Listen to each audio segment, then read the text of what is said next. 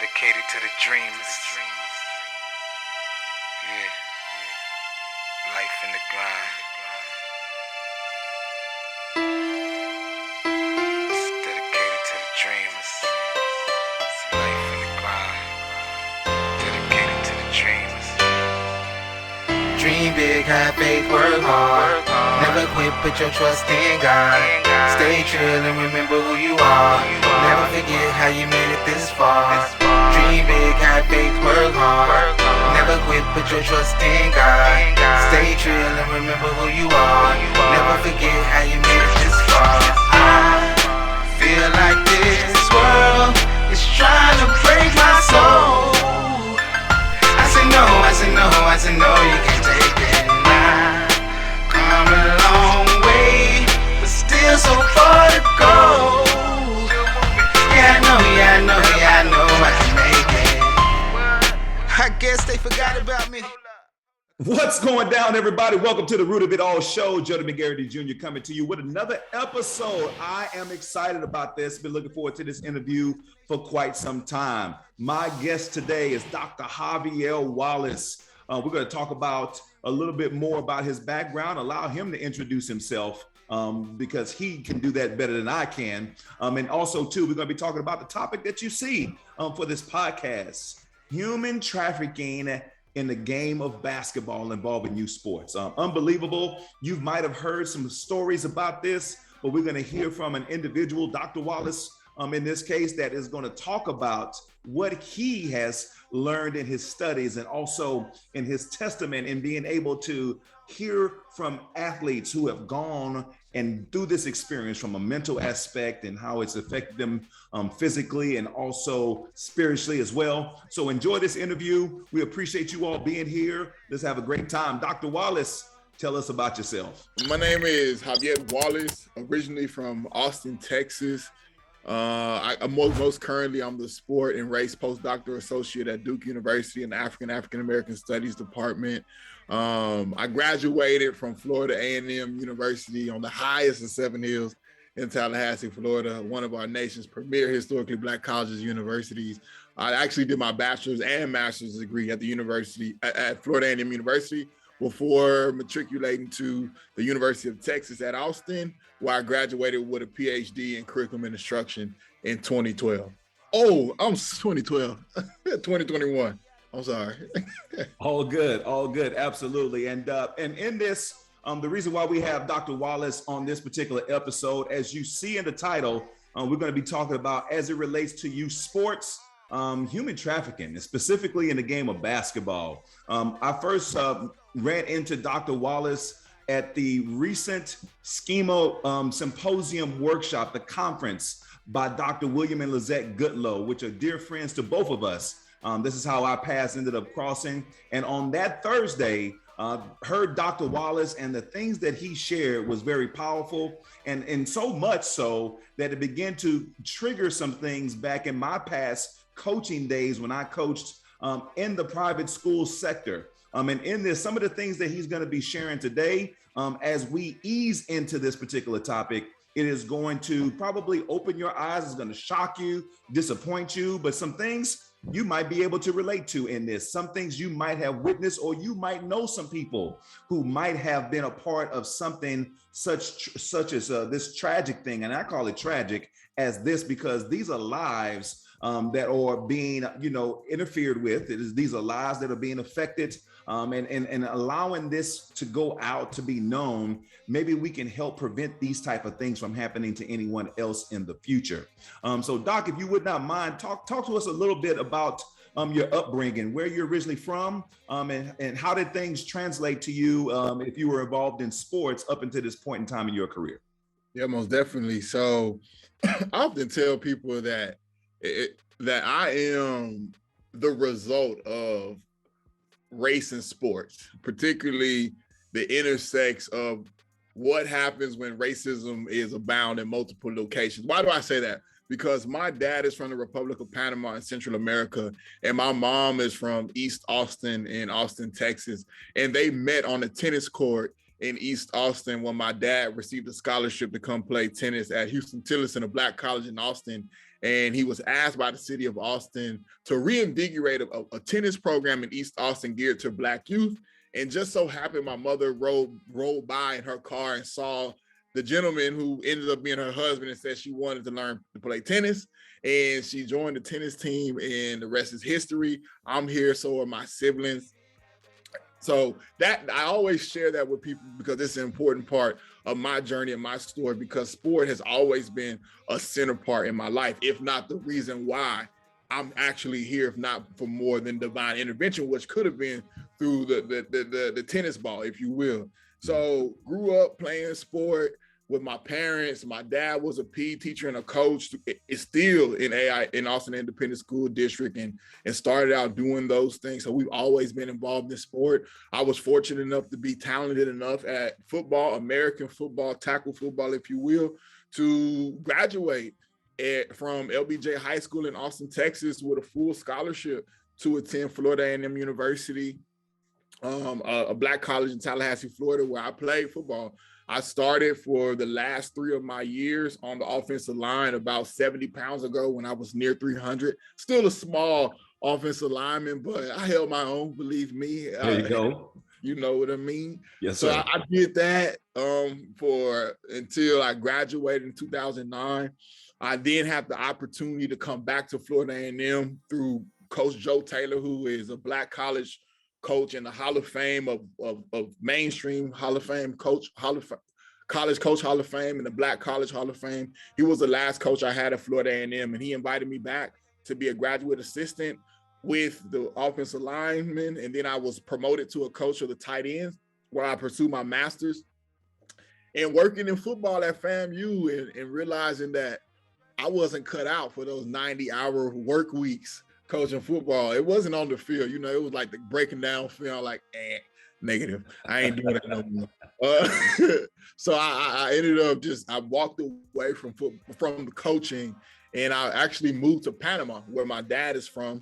And I lived there for almost 6 years, and I was coaching, and I worked as an athletic administrator in the international school system, worked with public schools as well. And that actually led me to basketball trafficking and human trafficking, because along the way, I met a young person who was very talented, who is extremely talented right now, young teenager at the time, who was wanting to play basketball at a higher level than he could in Panama. We just, we don't have the infrastructure or the notoriety to make it on a high level. So he needed to come to the United States. And my dad, as I mentioned, having migrated to the United States for sport, and he was very interested in this young person's story and paying it forward and giving back to the community that gave him so much and the opportunity to improve his life.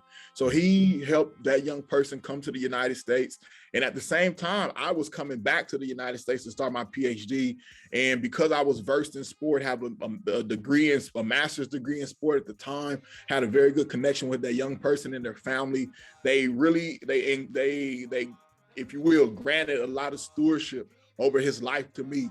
And when he was here in the United States, what we thought was going to be an amazing experience, it ended up working out very horribly. Things I had never seen, somebody who was coaching, who studied sport, who had a master's degree, who was going into a PhD to think about sport even deeper, had never heard about. It blew my mind, the things that I saw there. So that led me to kind of figure out, one, to help the young person, because he needed help, and we did. And one thing that I noticed when looking for help for this young person was, we're in the 2020s, Google, I have to go on search engine looking for help. And unfortunately, the things that kept popping up in my Google feed were similar stories of young people from around the world on an F1 student visa in the United States, experiencing very similar deplorable, horrible conditions as a young person who I knew from Panama, who migrated to the United States. And that really, it changed the entire trajectory of my life, and not even professionally speaking from an academic, but literal life.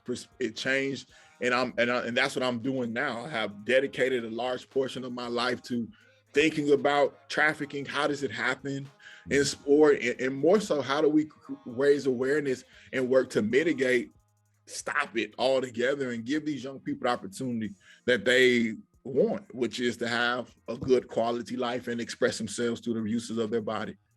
Absolutely. And in this, we talked about this in mentioning it, human trafficking. Could you tell some listeners who may not be familiar for what human trafficking is? We hear the human trafficking, there's sex trafficking, that's a part of that as well. Could you just give them the basic meaning of human trafficking?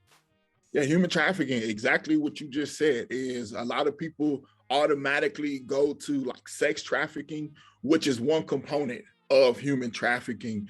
But within human trafficking, you have labor trafficking or labor exploitation, which is mostly kind of what we're thinking about, where individuals are either, they're coerced into believing that they're going to go to a certain location to do one thing and they end up doing something completely different. And it can be as it can be sexual exploitation and abuse, as we mentioned, or it could be in what many ways people think as simple as basketball, because it's these young people sign up for a certain thing, but you get to the place and maybe you have a quota on how many points you have to make, which is you can't put a quota on LeBron, because it's a human being. It doesn't matter how good you are. So trafficking can mean somebody being coerced, forcefully taken, or put into a situation where they're under that the individuals who have them in this situation are not providing them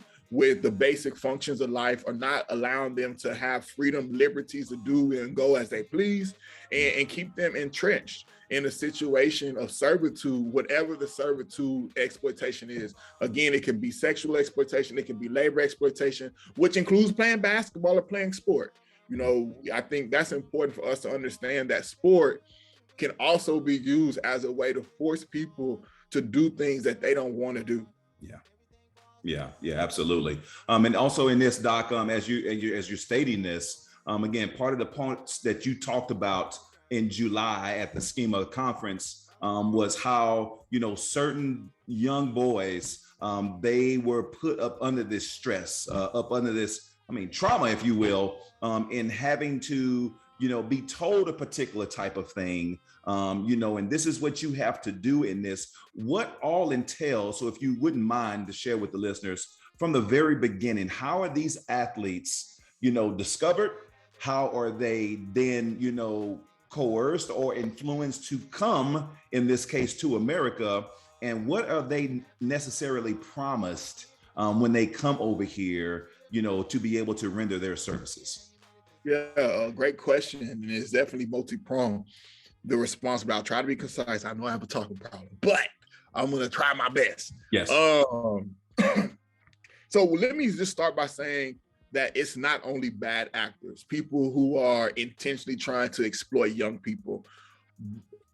A large part of it can be, in many cases, are bad actors, but at the same time, there are the U.S. immigration system and laws and policies that do not work well with certain individuals from certain countries. It just makes it harder for any mistake to happen. But largely what draws young people to the United States to play basketball, and again, this is not only basketball, but we're talking about basketball right now, is the aspirations to play basketball on the highest level, which is the NBA. Yeah. There's no other professional organization in the WNBA, because this is boys and girls. There's no other professional organization in basketball that are bigger than the NBA or the WNBA. But the thing about both of those institutions is the U.S. education system is so intertwined with sport, and particularly basketball. Like, it's almost near impossible to have a shot, unless you just that good, to make it to the professional heights of basketball without going through school.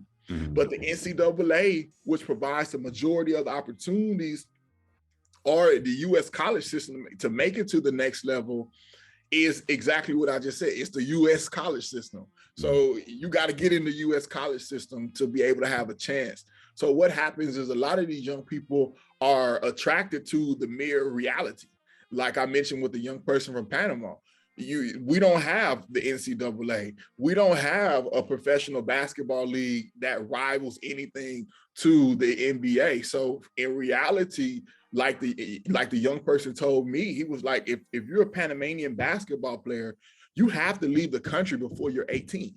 You have to go to the United States before you're 18, because they're it's not, like I said, it's not just a bad actor who's selling them this dream. It's the reality. If you want to play in the NBA, you got to make it to the United States. That's just the reality of the situation. So what happens, they can't do it alone. So there's always an individual who is, in many cases, the bad actor, the coach or the recruiter who sells this dream, right? That you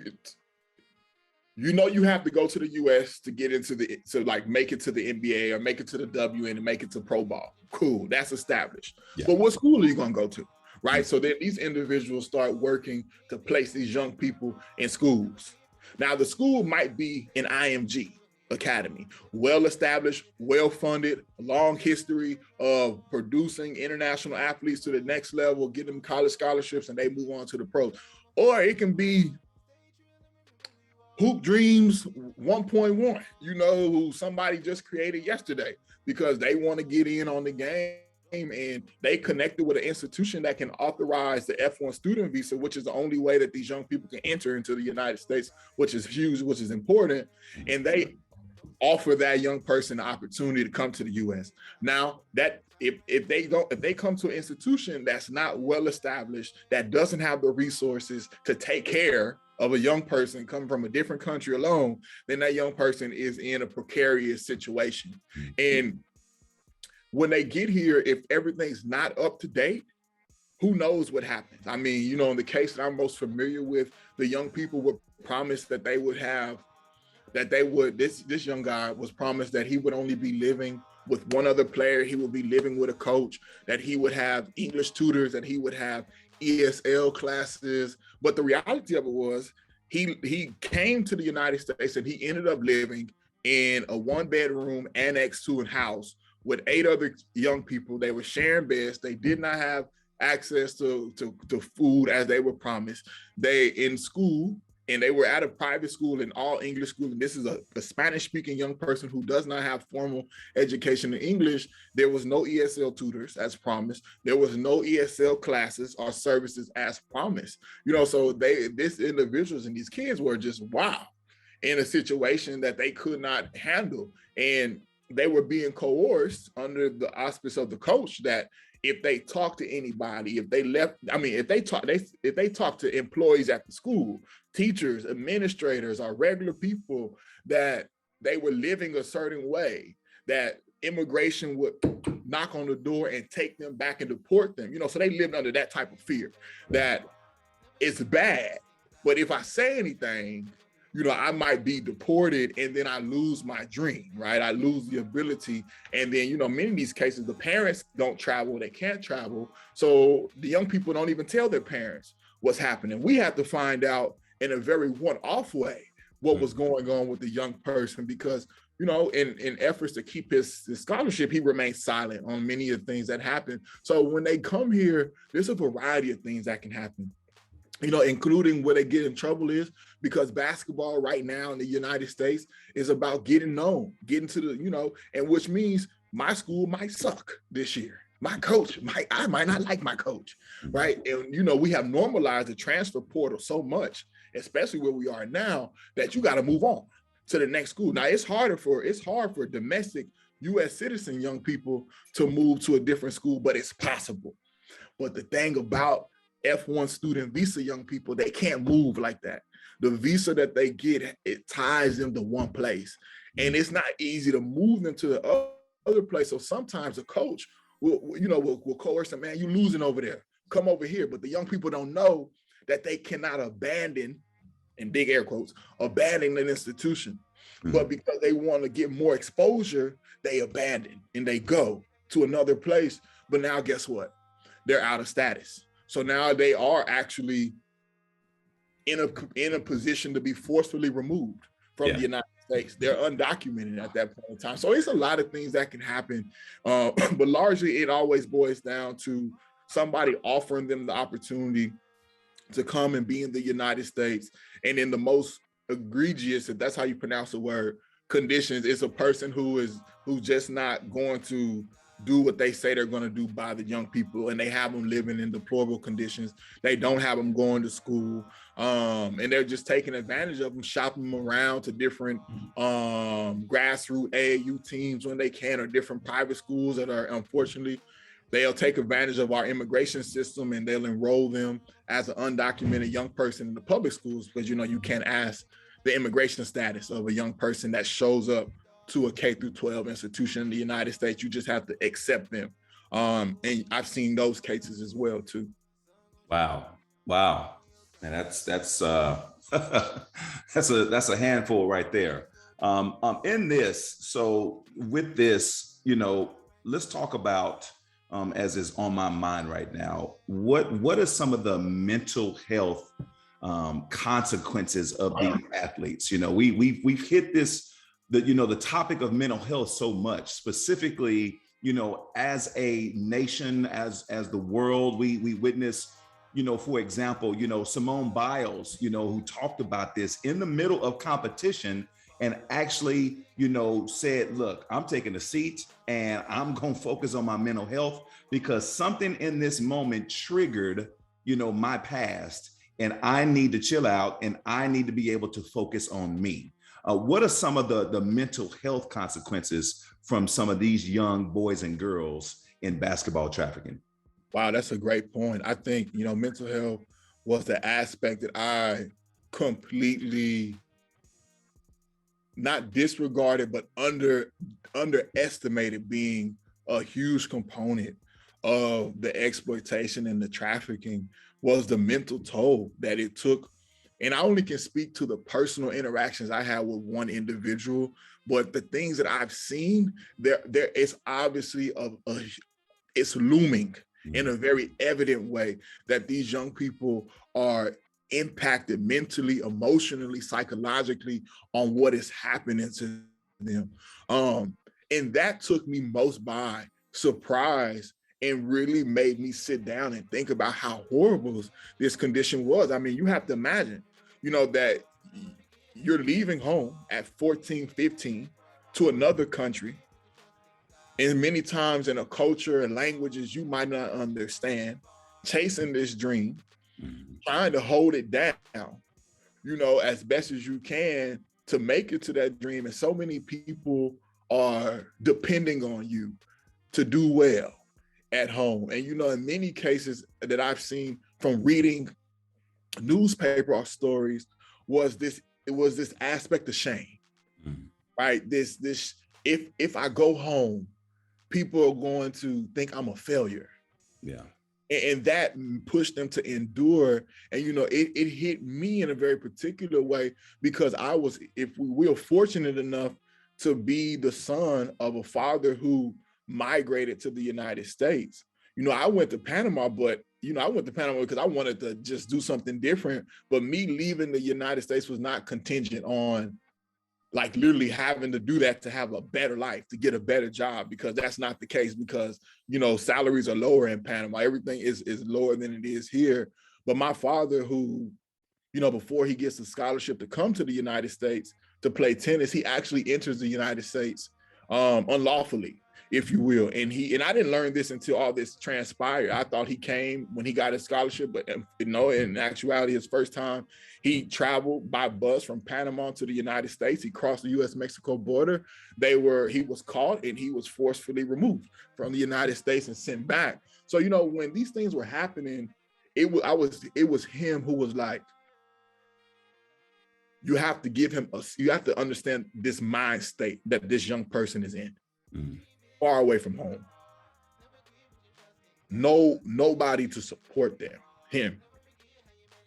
So I was able to be more attuned to that now because of what my father came through and what he shared with me, like that's what it's going through. But at the same time, the young person I'm speaking about, he's not in the US right now. He was not allowed to come back in, but he does not want to come back to the United States because of what the process was like, what the reality was for him here, And then the reality in the process of trying to explain himself to U.S. immigration on what happened, and they did not pay attention. They didn't care. They said if you don't have any proof of trafficking, anybody can come and say that, and we would have to give everybody relief. Mm. And and I think that's impactful for these young people. And I think I think that's one aspect that I'm really trying to focus on now, is somebody who's not trained in understanding mental health, but really moving into understanding like what is that mental toll that is taken in migration, and then having to be exposed and exploited in the way that you are, all in the name of trying to make it to the league. Mm. Yeah. And we don't pay attention to those things. And I think, that is one part of their lives that has been completely, devalued as to what should really be important, is how they're understanding this whole process, because it's stressful. It's horrible dealing with immigration, especially when you're trying to get relief. And it's horrible when you don't have help. You're just here, always thinking about, is this the time that I'm going to be caught by the police? Are they going to ask me for my papers? Are they going to detect my accent and know that I'm not African American? And is that going to lead to me being deported? Like what the coach was telling them, you can't answer the door. You can't talk to the teachers, to the school. So it's like, who can you trust? Yeah. Who can you trust? Yeah, absolutely. And in this, again, as we stated before we started this interview, I've personally have experience with my own eyes. Never been a part of it, especially when I became a head coach. I definitely, saw those things a mile away based on that. But when I first got into high school coaching, I coached at a private school as an assistant for 2 years. And in particular school that we ended up playing, it was more of the modern day Looney Tunes versus the Monstars, man. I mean, I'm telling you, starting five was 6'9", 6'8", 6'7", 6'7", and 6'6". And then coming off the bench was another 6'9" and another 6'6", and we just like, what in the world is going on? And so we played them the first time, got drummed. I mean, it was just, unbearable at point in times, right? But the second time we played them, because it was district and you play each opponent twice here in Texas, we played them a second time and we looked like the Monstars. And we was just like, what in the world was going on? Like, all of those players that we had to go up against, they were not there. And we ended up being told, again, my head coach was informed at that time that there was some illegal recruiting that had taken place. And these players were, I would say 2 to 3 of them, if I can remember, don't quote me on that, were only within the United States. The rest of those players was from other countries. And in this, that school ended up later during the season. Later, we found out they were ineligible to make the playoffs. And then also they was put on probation. So having that, again, I said, when I heard you spoke in July, that triggered back that pass at that moment where I was an assistant coach at a private school, witnessing that from another school.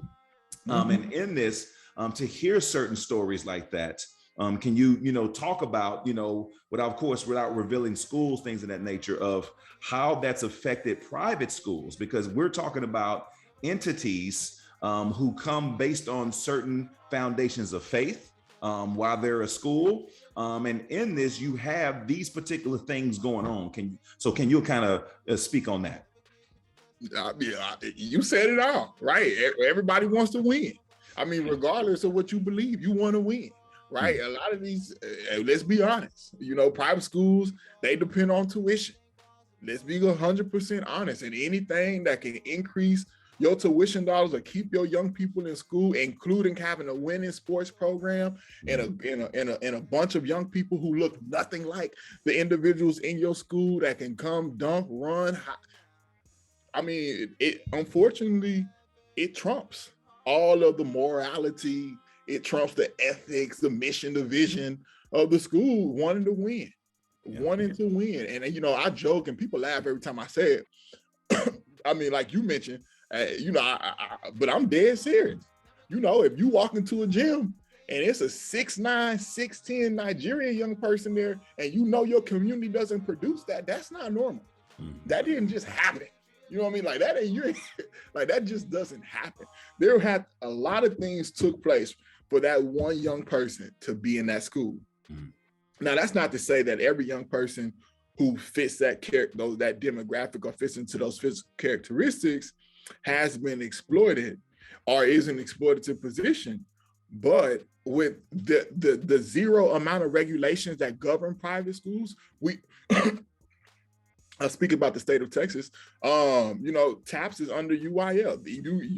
There are limits to what F1 student visa holders can do in TAPS and UIL as far as participation in varsity athletics for more than one season. You cannot do it concurrently. It is, and it's a response that the state athletic associations have made into the abuse of the program. But when you have schools that can operate our conferences, and I'll go ahead and name them because they just came out in a US Today story like 2 weeks ago, Texas Christian Athletic League, TCAL, you know, that push the youth that promote recruiting and allows international students to come in and play.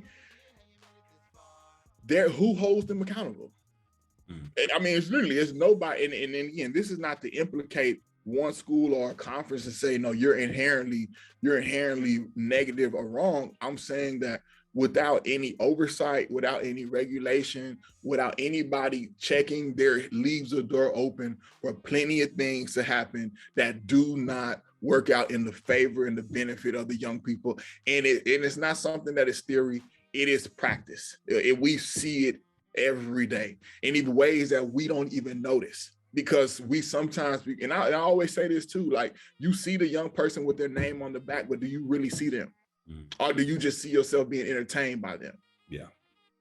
You know, so I would say that about, you know, private schools that do not have any regulation over who can participate and who can't participate. And, you know, it makes it, and it's unfortunate that individuals who do not want to, or schools that do not have any exploitative measures within their programs, like under TAPS and UIL, cannot allow certain young people to play on varsity sport more than 1 year.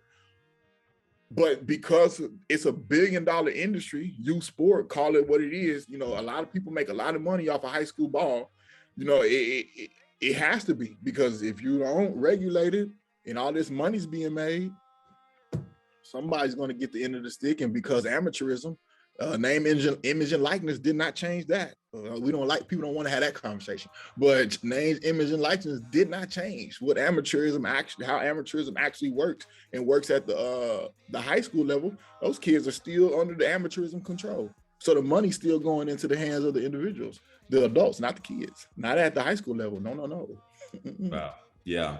And that's so much. And so in this, you know, I'll come with a special follow-up to this particular interview with Dr. Wallace and provide my own thoughts, but I needed to bring an expert, a person who's dove into this and have years of study in this. Again, he's talked about, you know, someone who he stays in contact with, who had to go through this tough experience. And in this, how we're dealing with not just young athletes coming from other countries, but there's trafficking in sports that's going on within. Again, I'll come with the follow-up, because when you talk about families moving to a certain district in middle school just to get under the radar, that's trafficking, folks, regardless of what you might think. But we'll kind of talk about that a little bit detailed in a follow-up video here. In this, Doc, to your best thoughts and your best opinion in this, how can we improve this without folks' lives and mental health being damaged? Yes, amazing question. I think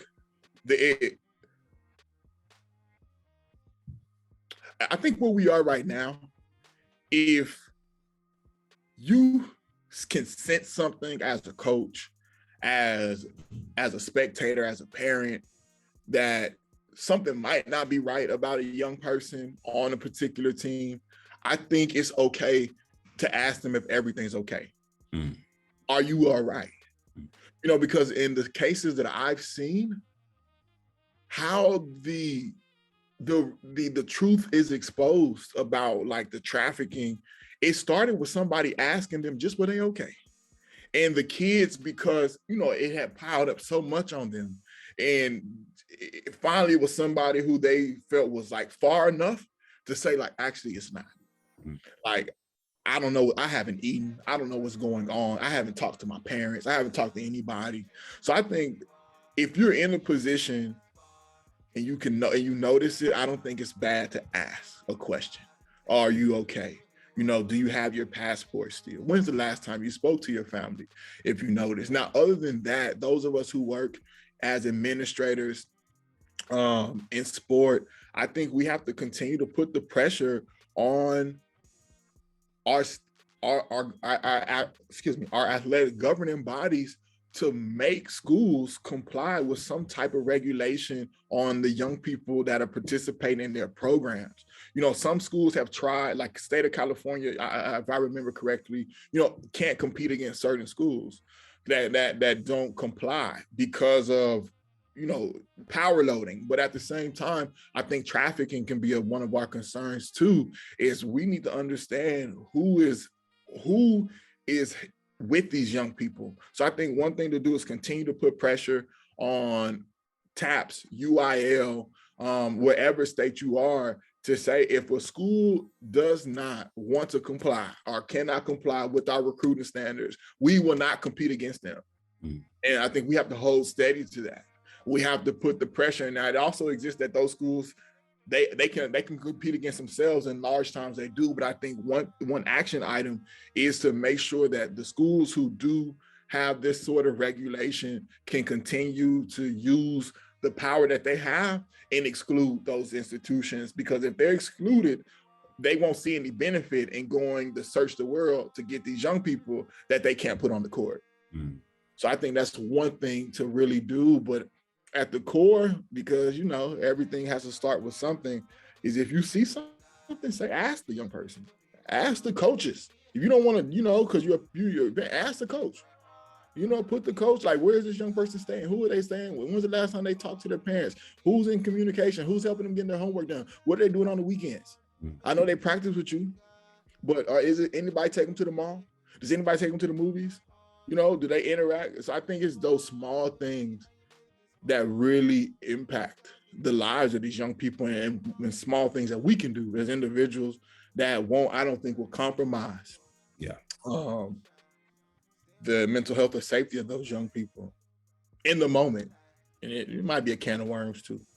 Yeah, absolutely. Absolutely. Well, Doc, hey, we appreciate this time. You being able to shed the light and educate us on this sensitive topic. Again, we're discussing, you know, human trafficking through the game of basketball involving youth sports, which is youth sports is a multi-billion-dollar industry today. And in this, we appreciate Dr. Wallace for his time in his busy schedule. If people want to follow you or have additional questions, Doc, how can they get in contact with you?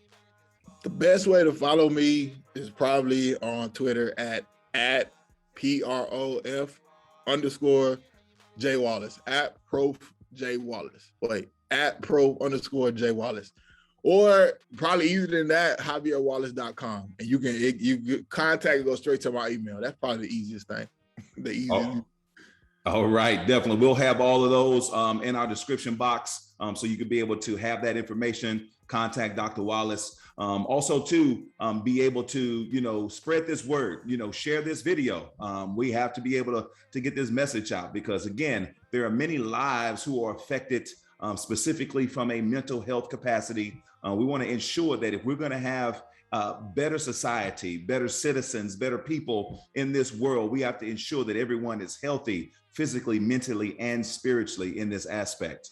So we appreciate you all. Again, I'm going to come up with a follow-up video on Monday, but definitely this episode that's aired on this Thursday, you could be able to tune in and catch that. Again, we'll have all of Dr. Wallace's social contact links, so you can be able to contact him with any questions. Give us your thoughts. Leave us some comments on this video. Be able to let us know what you thought about this interview. And also, too, if you have some stories, too, we'd love to hear from you. But on behalf of Dr. Wallace, thank you all. Again, this is the root of it all, where we're changing lives one podcast at a time. Y'all stay safe, be blessed. We will see you all next time.